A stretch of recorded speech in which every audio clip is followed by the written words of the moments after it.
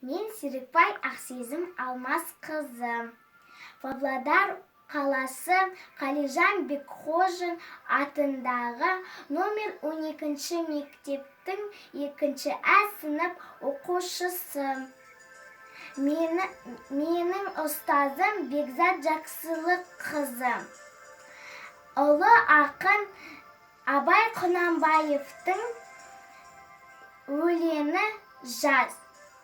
Жазды күні шілде болғанда, көкарай шалғын бәйшешек, ұзарып өсіп толғанда, күркіреп жатқан өзенге.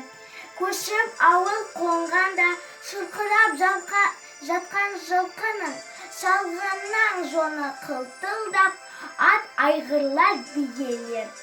Биігі шығып ыңқылдап, суда тұрып шыбындап, құйрығымен шыпылдап, арасында құлынтай айнала шауып бұлтылдап.